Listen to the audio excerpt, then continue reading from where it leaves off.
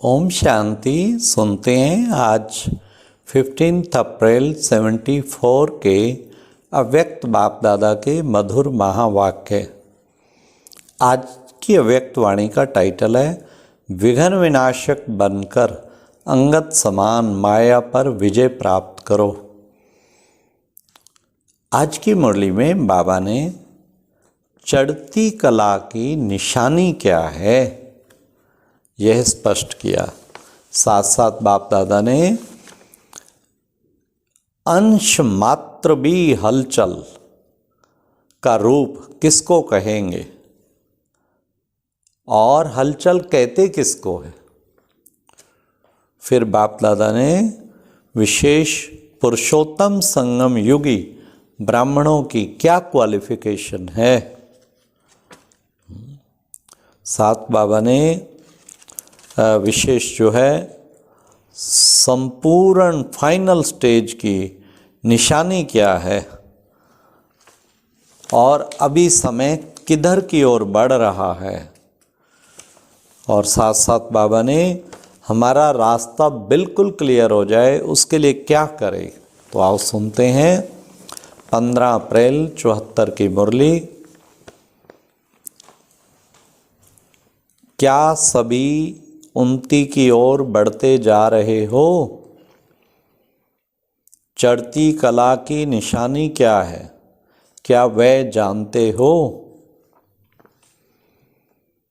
सदा लगन में मग्न और विघ्न विनाशक यह दोनों निशानियां क्या अनुभव में आ रही हैं? या विघ्नों को देख विघ्न विनाशक बनने की बजाय विघ्नों को देख अपनी स्टेज से नीचे तो नहीं आ जाते हो?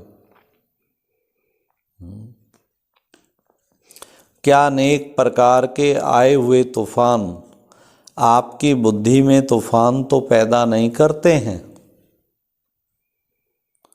जैसे कोई के द्वारा तोहफा मिलता है तो बुद्धि में हलचल तो नहीं होती है बल्कि उल्लास होता है।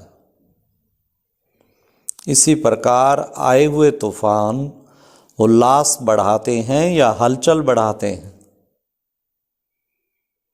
अगर तूफान को तूफान समझा तो हलचल होगी और तोहफा समझा व अनुभव किया तो उससे उल्लास और हिम्मत अधिक बढ़ेगी। यह है चढ़ती कला की निशानी। घबराने की बजाय गहराई में जाकर अनुभव के नए नए रतन इन परीक्षाओं के सागर से प्राप्त करेंगे। तो क्या ऐसे अनुभव करते हो? यह क्या हो रहा है, क्यों हो रहा है और ऐसा कैसे चलेगा? यह जो संकल्प चलते हैं इसको हलचल कहा जाता है। हलचल के अंदर रतन समाये हुए हैं। ऊपर ऊपर से अर्थात बाहिर मुक्ता की दृष्टि और बुद्धि द्वारा देखने से हलचल दिखाई देगी अथवा अनुभव होगी, लेकिन उसी आई हुई बातों को अंतर्मुखी दृष्टि व बुद्धि से देखने से अनेक प्रकार के ज्ञान रतन अर्थात पॉइंट्स प्राप्त होंगे।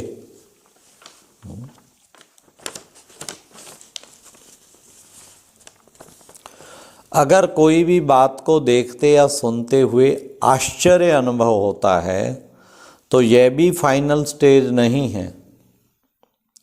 ऐसा तो होना नहीं चाहिए। अच्छा जो हुआ वह होना ही चाहिए। अगर ऐसा संकल्प ड्रामा के होने पर भी उत्पन्न होता है तो इसको भी अंश मात्र की हलचल का रूप कहेंगे। ऐसा नहीं होना चाहिए। जो हुआ वह हो। हाँ, तो बाबा ने कहा ये संकल्प भी ऐसा पैदा होता है तो ये भी अंश मात्र की हलचल कहेंगे। अब तक यह क्यों क्या का क्वेश्चन का अर्थ है हलचल। विघ्न आना आवश्यक है और जितना विघ्न आना आवश्यक है अगर उतना ये बुद्धि में रहेगा तो उतना ही ऐसा महारथी हर्षित रहेगा। नथिंग न्यू, यह है फाइनल स्टेज। यदि कोई भी हलचल का कर्तव्य करते हो व पार्ट बजाते हो तो सागर समान ऊपर से हलचल भले ही दिखाई दे रही हो, अर्थात चाहे कर्मेंद्रियों की हलचल में आ रहे हो, लेकिन स्थिति नथिंग न्यू की हो। एकाग्र, एकरस, एकांत अर्थात एक रचयिता और रचना के अंत को जानने वाले त्रिकालदर्शी की स्टेज पर क्या आराम से शांति की स्टेज पर स्थित हैं, या कर्मेंद्रियों की हलचल आंतरिक स्टेज को भी हिलाती है। जब स्थूल सागर दोनों ही रूप दिखाता है तो क्या मास्टर ज्ञान सागर ऐसा रूप नहीं दिखा सकते? यह प्रकृति ने पुरुष से कॉपी की है। आप तो पुरुषोत्तम हो। जो प्रकृति अपनी क्वालिफिकेशन दिखा सकती है, क्या वह पुरुषोत्तम नहीं दिखा सकते? अब समय किस ओर बढ़ रहा है वह जानते हो? अब ध्यान से सुनना, समय का बाबा क्या परिभाषा दे रहे हैं। अति की तरफ बढ़ रहा है, सभी तरफ अति दिखाई पड़ रही है। अति की निशानी, अंत की निशानी अति है। तो जैसे प्रकृति समाप्ति की तरफ अति में जा रही है, वैसे ही संपन्न बनने वाली आत्माओं के सामने अब परीक्षाएं व विघ्न भी अति के रूप में आएंगे। देखो बाबा ने पहले से बता दिया, बहुत अति के रूप में परीक्षाएं विघ्न आएंगे।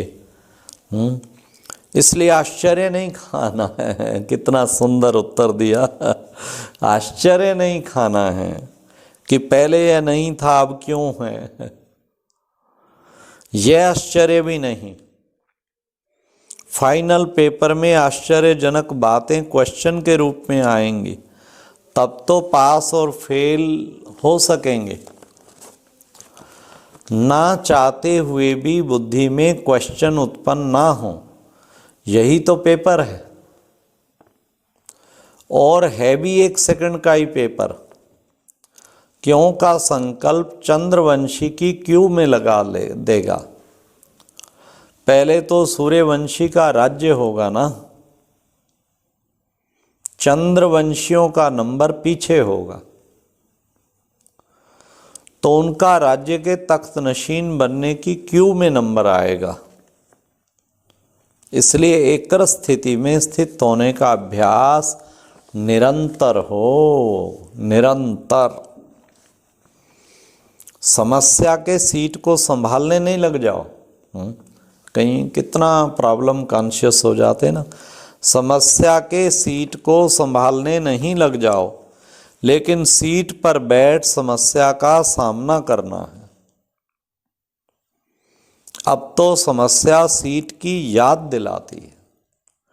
विघ्न आता है तो विशेष योग लगाते हो और भट्ठी रखते हो ना। इससे सिद्ध होता है कि दुश्मन ही शस्त्र की स्मृति दिलाते हैं, लेकिन स्वतः और सदा स्मृति नहीं रहती। निरंतर योगी हो या अंतर वाले योगी हो, टाइटल तो निरंतर योगी का है ना। दुश्मन आवे ही नहीं। कितने सुंदर शब्द बाबा ने कहे, ध्यान से सुनना। दुश्मन आवे ही नहीं, समस्या सामना ही ना कर सके। वाह क्या वंडरफुल। सूली से कांटा बनाना यह भी फाइनल स्टेज नहीं है। सूली से कांटा बने और कांटे को फिर योग अग्नि से दूर से ही भस्म कर दे। कांटा लगे और फिर निकालो, यह फाइनल स्टेज नहीं है। कांटे को अपनी संपूर्ण स्टेज से समाप्त कर देना, यह है फाइनल स्टेज। ऐसा लक्ष्य रखते हुए अपनी स्टेज को आगे चढ़ती कला की तरफ बढ़ाते चलो। बड़ी बात को छोटा अनुभव करना, इस स्टेज तक महारथी नंबरवार यथाशक्ति पहुंचे हैं। अब पहुंचना वहां तक है जो कि अंश और वंश भी समाप्त हो जाए। आप सभी हिम्मत, उल्लास और सर्व के सहयोगी सदा रहते हुए चल रहे हो ना। कलयुगी दुनिया को समाप्त करने के लिए व परिवर्तन करने के लिए, माया को विदाई देने के लिए संगठन अर्थात घेराव डाला हुआ है ना। मजबूत घेराव डाला हुआ है या बीच बीच में कोई ढीले हो जाते हैं, अथवा थक तो नहीं जाते, या चलते चलते रुक तो नहीं जाते हो। आगे बढ़ना ना पीछे हटना, जैसे थे वैसे रहना, यह पाठ तो पक्का नहीं करते हो। समय धक्का लगावेगा तो चल पड़ेंगे, ऐसा सोच जहाँ के तहाँ रुक तो नहीं गए हो। किसी के किसी प्रकार के सहारे का तो इंतज़ार करते हुए खड़े तो नहीं हो गए हो। तो ऐसी स्टेज वालों को क्या कहेंगे? क्या इसको ही अंगत की स्टेज नहीं समझते हो? अगर ऐसे रुक गए तो फिर लास्ट वाले फास्ट चले जाएंगे। जब भी पहाड़ों पर बर्फ गिरती है और जम जाती है तो रास्ते रुक जाते हैं ना। तो फिर बर्फ को गलाने के लिए व उसे हटाने के लिए पुरुषार्थ करते हैं। यहाँ भी अगर बर्फ के मुआफिक जम जाते हो, बाबा कहते स्थिति बर्फ के मुआफिक जम जाती है, तो इससे सिद्ध होता है कि योग अग्नि की कमी है। योग अग्नि को तेज करो तो रास्ता क्लियर हो जाएगा। मिली हुई हिम्मत और उल्लास के पॉइंट्स बुद्धि में दौड़ाओ तो रास्ता क्लियर हो जाएगा। अब की रिजल्ट में ऐसे आधा ही चल रहे हैं, इसलिए इसको आगे बढ़ाओ। यह रिजल्ट क्या पुरुषोत्तम आत्माओं को अच्छी लगती है ना। इसलिए ना पुरुषार्थ की गति में अंगद बनो, ना माया से हार खाने के लिए अंगद बनो, बल्कि विजयी बनने के लिए अंगत बनना है। अच्छा, ऊंचे ते ऊंचे बाप द्वारा पालना लेने वाले, विश्व की पालना करने वाले, विष्णु कुल की श्रेष्ठ आत्माएं, प्रकृति को परिवर्तन करने वाली पुरुषोत्तम आत्माएं, विश्व के आगे साक्षात मूर्त प्रसिद्ध होने वाली आत्माएं और योगी तु आत्माओं के प्रति बाप दादा का याद प्यार और गुड मॉर्निंग। अच्छा, ओम शांति। ये थी आज की मुरली। बाबा कहते योग अग्नि को तेज करो और सूली से कांटा नहीं, कांटा भी दूर से भस्म कर दो योग अग्नि से। विघ्न आए हटाए नहीं, दूर से विघ्न को भस्म करो। तो ये प्यारे बाबा ने, और अंश मात्र भी हलचल ना हो। अच्छा, ओम शांति।